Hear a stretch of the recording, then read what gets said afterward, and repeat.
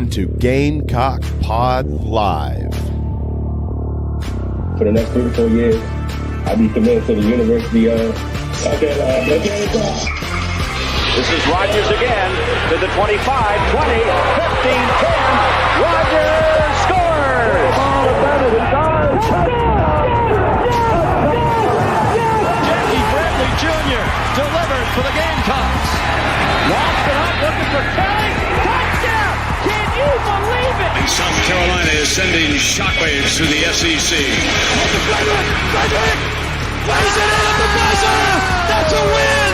Unbelievable! I don't believe it! And now, live from Studio 54 of the Gamecock Pod Studios, here's the Cockfather himself, Keith Alsep.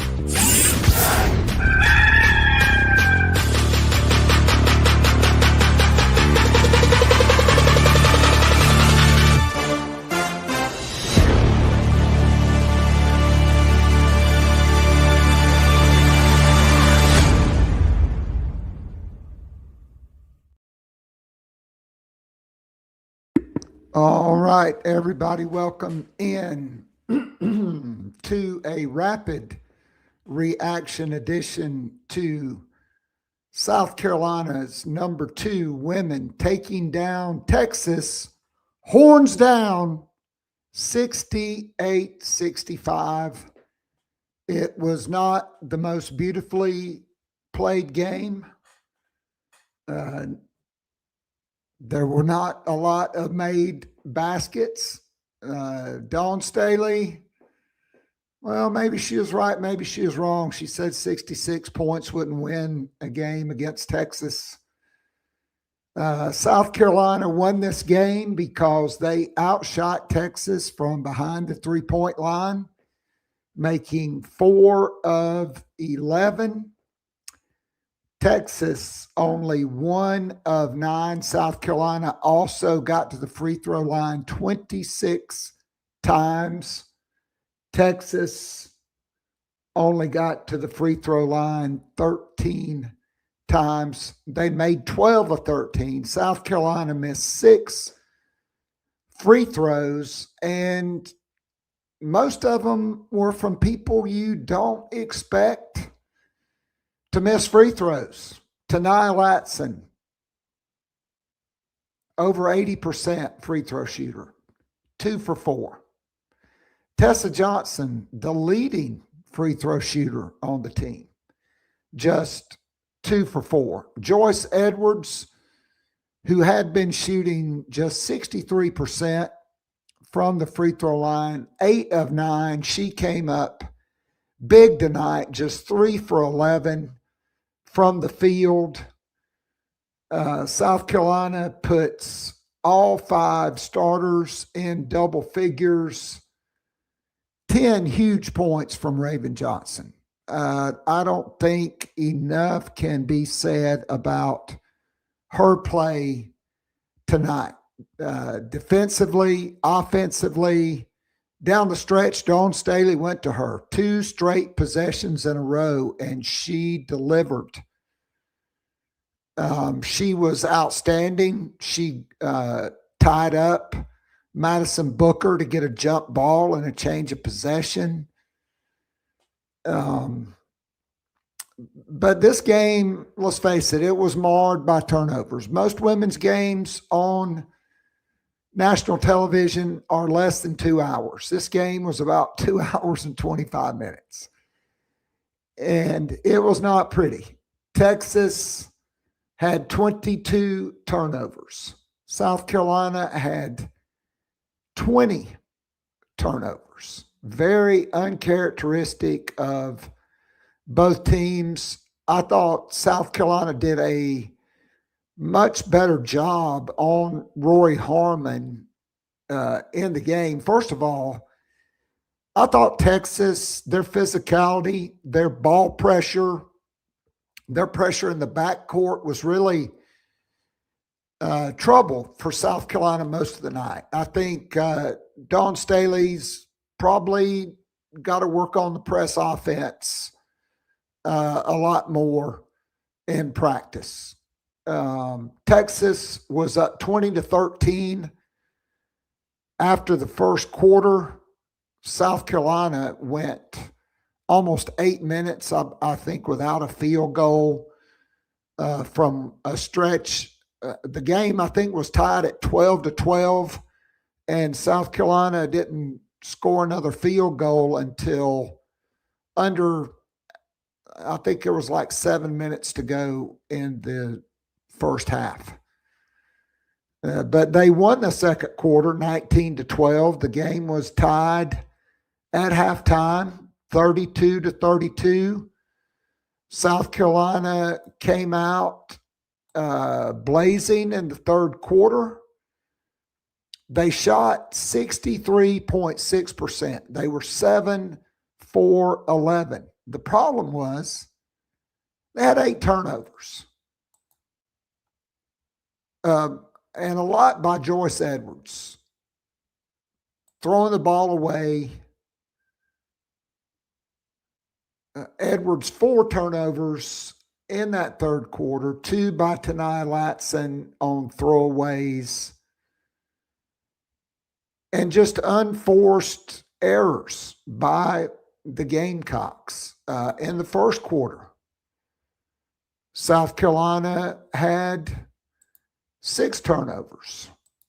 Texas, in the first quarter, they only had 4 turnovers.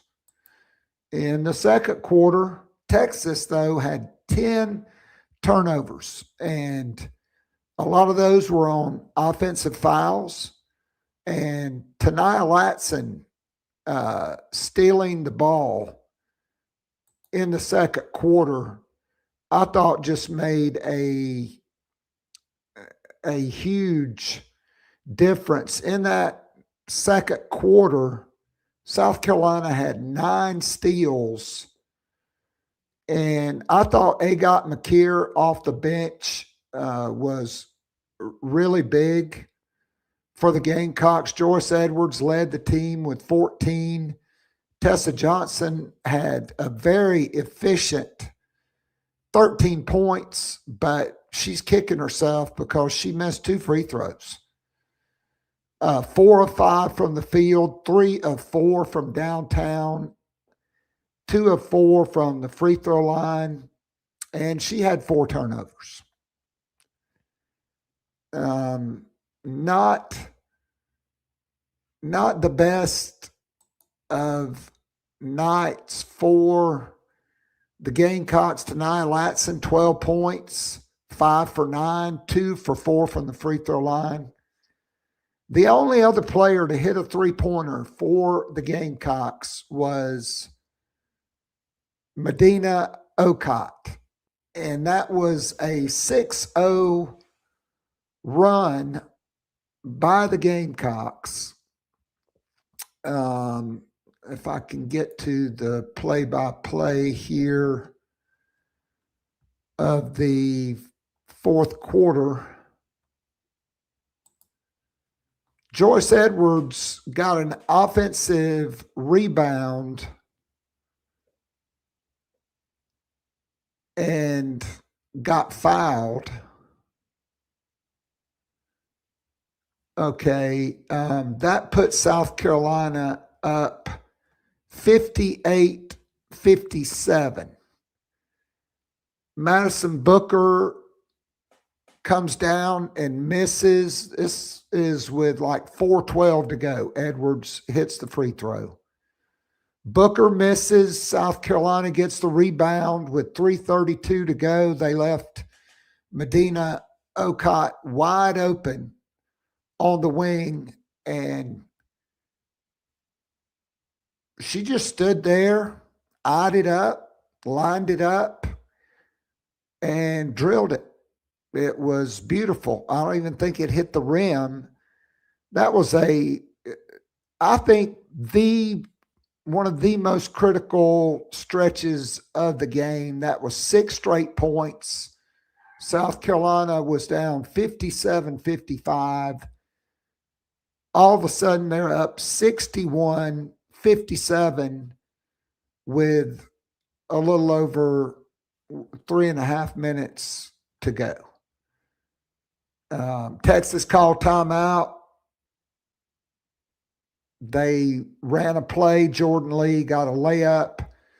They cut it back to 2.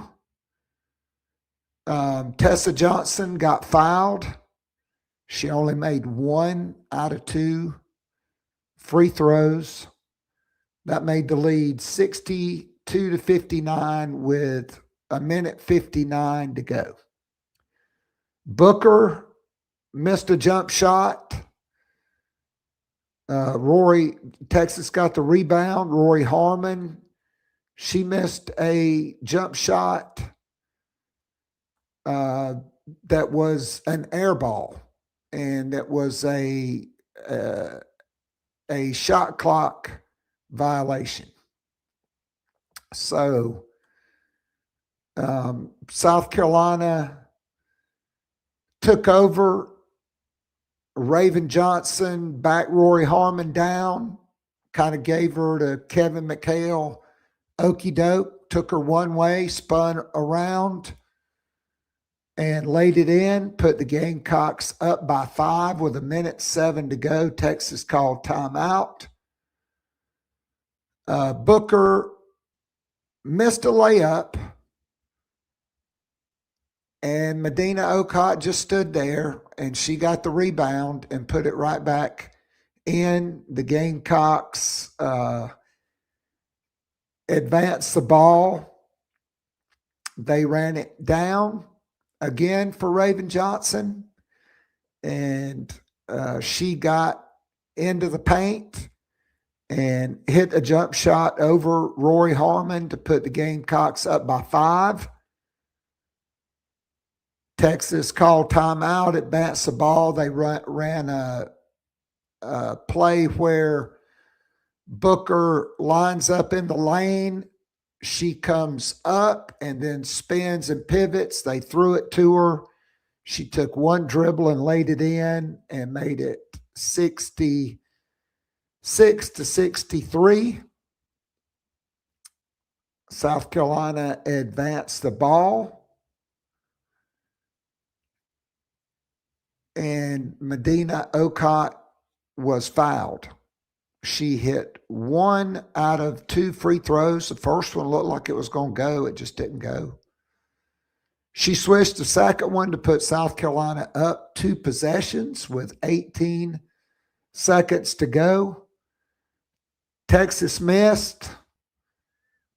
Madison Booker a 3. Joyce Edwards got the rebound.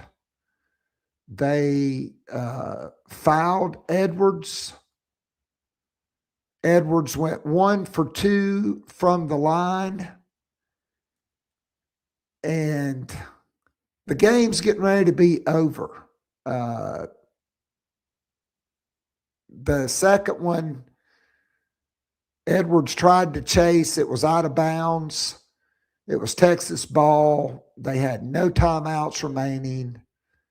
With 8 seconds to go, it's going to take them at least 5 seconds to dribble it up the court and get a shot. 4 seconds at best. And Raven Johnson runs up to pressure the ball, and she got too close, and she fouled Rory Harmon, who made both free throws to make it a 1-possession game, 68-65, with 7 seconds to go. South Carolina called timeout. They advanced the ball. They got it into Joyce Edwards, who could have laid it in and put the Gamecocks up by 5. But she dribbled it out, and the Gamecocks survived Texas.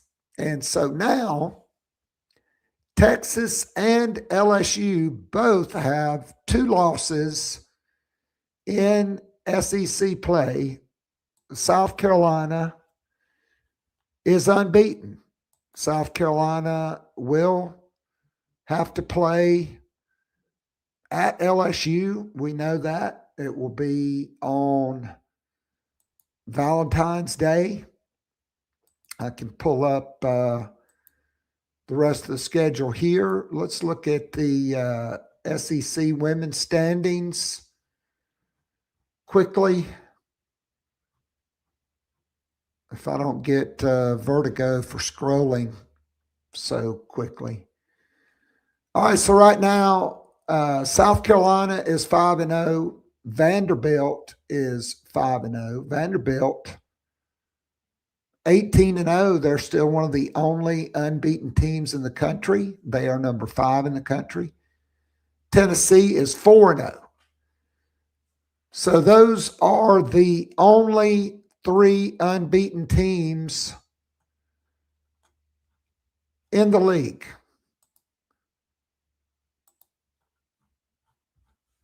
Let's take a look at the rest of the schedule. So on Sunday, South Carolina will step out of conference and host Coppin State. Then a week from tonight, they will be at Oklahoma. That will be on ESPN at 7:30. That will be a big game.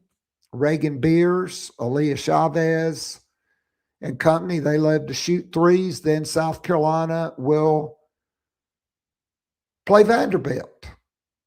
And I doubt very seriously you'll hear Dawn Staley open her mouth about her next 3 games having been against number 4 Texas, Oklahoma, who is ranked in the top 15, and number 5 Vanderbilt. Even though Vic Schaefer cried like a 4-year-old who had just had their ice cream cone slapped out of their hand on a hot summer's day onto the sidewalk by a bully about having to play at LSU and at South Carolina back-to-back after he was picked to win the SEC this year. And after he's coached in the league for 25 years, saying that it had a stench to it. And it's clear that the league has a vendetta against Texas. I mean, Vic, come on, man. Be better than that. Texas is a blue blood. The SEC does not have a vendetta against you.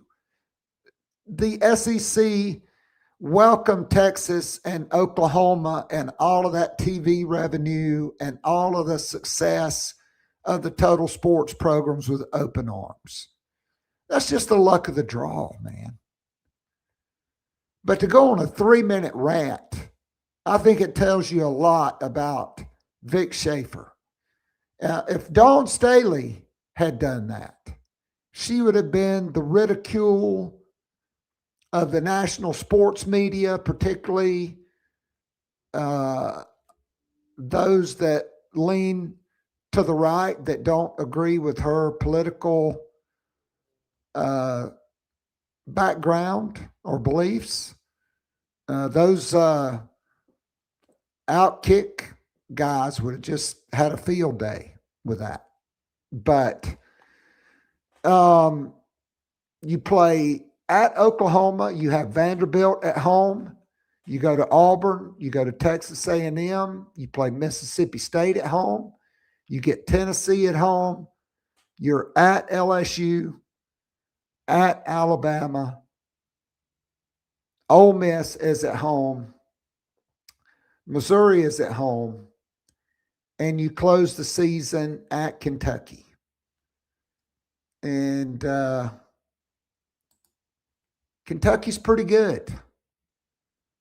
So Texas is 4, Vanderbilt is 5, LSU is 6, Oklahoma is 13, Ole Miss is 16, Kentucky's 7. I missed that. So you got 4, 5, 6, 7, 13, and 16, along with some unranked teams on your schedule. But other than Kentucky and LSU,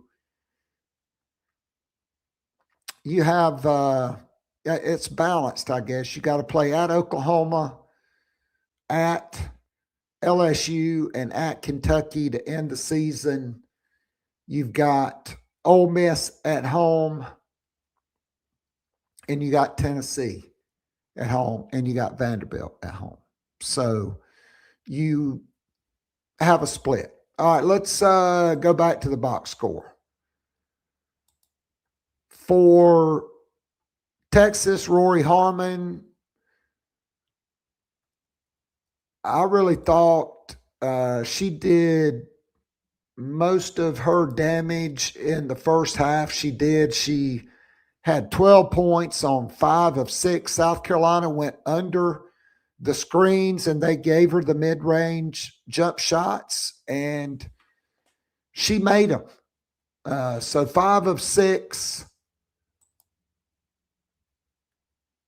and only 1 of 6 from the field in the second half. I thought Madison Booker, she had 24 points on 25 shots. You'll live with that. 1 for 5 from 3. Only went to the free throw line 1 time. I think you'll live with that. Kyla Oldacre, just 3 points, 1 for 4. I'm going to tell you somebody else who maybe did not impact the box score, but the Adele Tack minutes, which were 12, even though it says she was -8 while she was on the floor, there was a stretch when Oldacre was in the game. Adele Tack was impactful. She got an offensive rebound, hit 1 out of 2. She blocked a shot. She got a tie-up. I thought she was very impactful. Also off the bench, Agot McKeer. This may have been her coming out party tonight. I thought she was outstanding. She played 13 minutes. She had 8 points on 3 of 7, 2 of 3 from the free throw line. She had a couple of runners, 1 in the lane with a left-handed runner, and 1 made the free throw. I also thought she was very effective guarding Madison Booker. The only time she got caught up in a scrum, there was a screen for Madison Booker when she hit the corner 3, and she got tripped up trying to get through the screen, and Booker made her pay. But her individual defense, I thought, was outstanding. She also had a steal. On one of the press breaks, she broke free from Booker and got a layup. South Carolina in the first half, 34.5%, just 1 for 4 from 3. 11 of 16 from the free throw line, 5 missed free throws, 2 from Latson, 1 from Tessa Johnson. Agot McKeer missed 1, and Adele Tack missed 1. 10 turnovers in the first half. In the second half,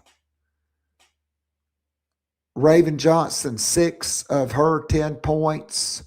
Joyce Edwards, 8 of her 14 points. Tessa Johnson, 2 for 3 from downtown. Big shots. Tania Latson, 6 points, 3 for 5.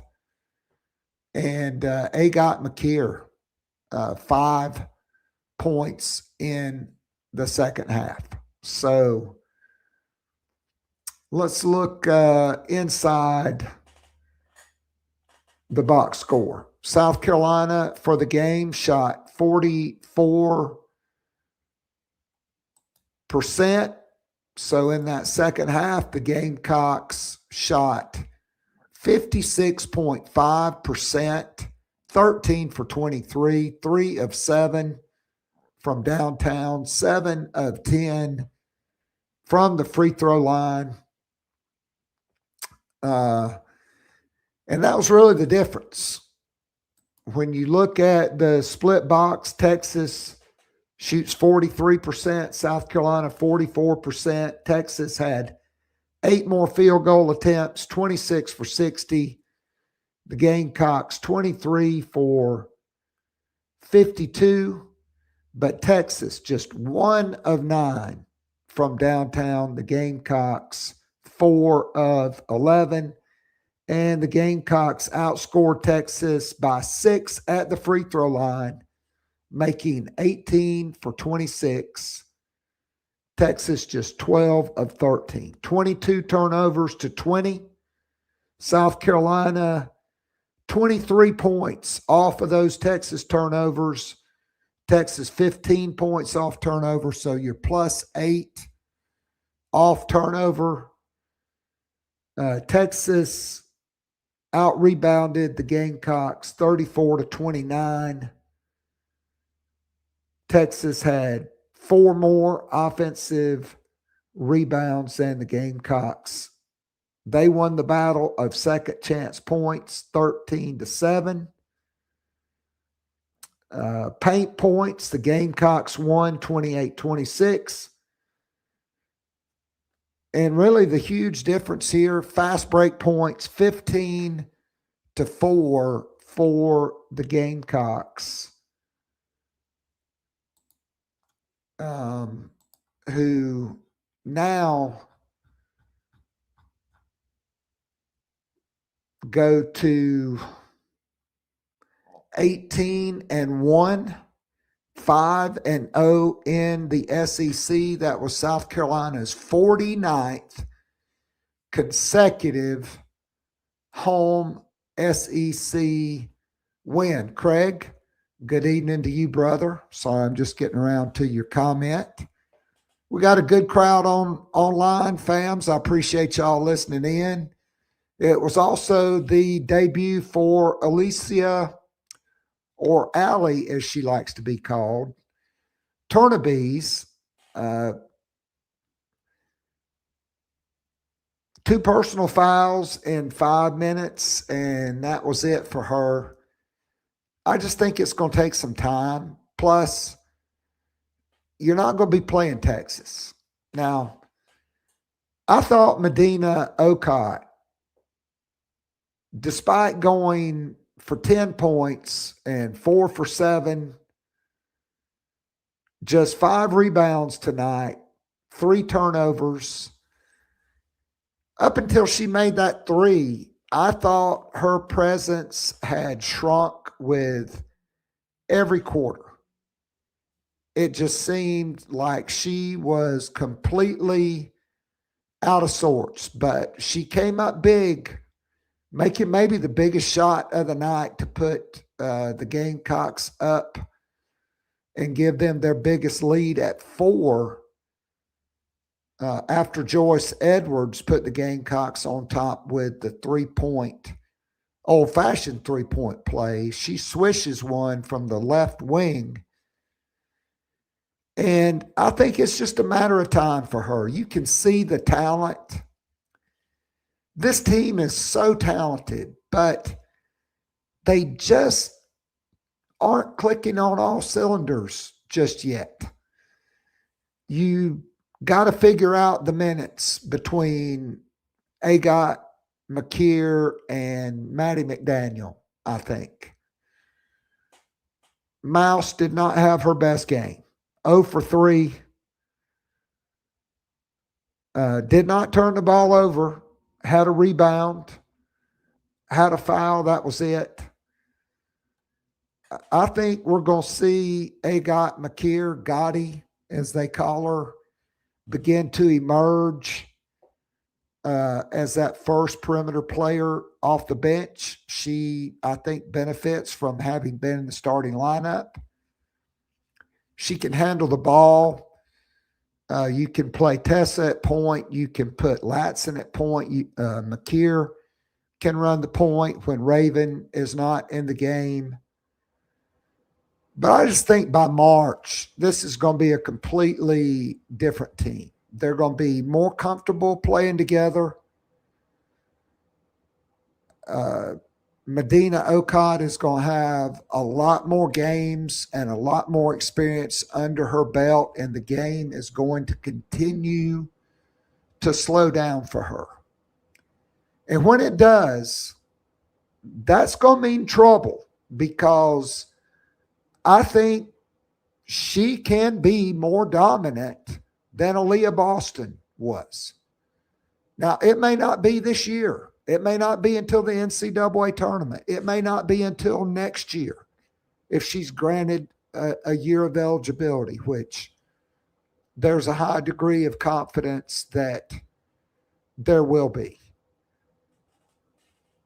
But with Tanaya Latson and Tessa Johnson on the wing, the way Raven Johnson has really stepped up. I mean, she was one of one tonight. She was Big Bird. She was cash money tonight.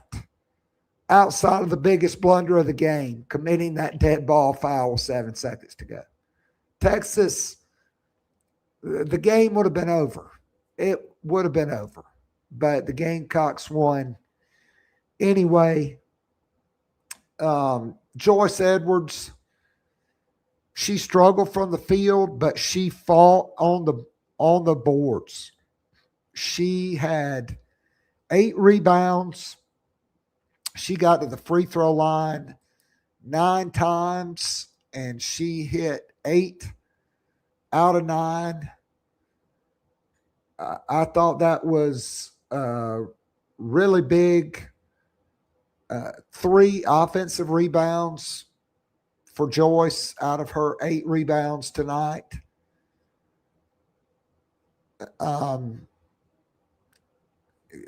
Big moments by Tanaya Latson, particularly in that second quarter, getting the Gamecocks back in it, stealing the ball, going down, making layups. But just an overall, I mean, it was a slugfest. It was like a heavyweight fight. And these two teams may not meet, well, they won't meet again, at least until the SEC tournament, perhaps again in the Final Four. But right now, with this win, South Carolina, they just improved their ranking in the net. They are sitting on top of the SEC. They are 5-0. And probably if they only lose one game, they're going to win the league. I love what Shea Ralph is doing at Vanderbilt. I love what Kenny Brooks is doing at Kentucky. I just don't think what they're doing is sustainable. I don't think – I mean, Kentucky, Tennessee, and Vanderbilt, they're all dangerous. But if South Carolina plays defense the way they can and they bring their A game,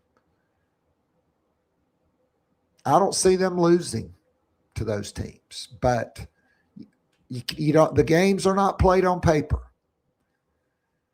So Gamecocks with a huge win. South Carolina football picks up a commitment tonight from Caleb Herring, who has spent his career at Tennessee. He has not redshirted. He's played in 36 games over 3 seasons. This past year was his most productive year. 14 tackles, 6 tackles for loss, 4 sacks. Very similar to Kyle Kennard. This is a former top 80 player in the country. He is joining the program, and Desmond Yumi Zulu is going into the transfer portal for his final year. So, Gamecocks have added Kelby and Drew Collins. And then tonight, adding Caleb Herring. Competition is a core value of Shane Beamer's program. And South Carolina will have, they have a visitor currently on campus. They'll have more visitors this weekend, but this has been a rapid reaction addition to South Carolina's 68-65 win over number 4 Texas to stay unbeaten in SEC play, to avenge that earlier loss in Las Vegas on Thanksgiving at the buzzer, Rory Harmon hitting the jump shot. This one matters more because it's an SEC league win. The Gamecocks 18-1, 5-0. They'll step outside of conference play on Sunday for the last time until the NCAA tournament. This has been episode number 1937. This is Gamecock Pod Live. I will be back tomorrow for the Football Friday show, and we'll probably call it just the Big Gamecock Friday show tomorrow, because we'll talk about this game again as well. Thanks to almost 100 people tuning in live on YouTube. God bless. Go Gamecocks. Horns down. Gamecocks on top. 68-65. Until next time, this is Keith Allsep saying good night. God bless you, and go Gamecocks.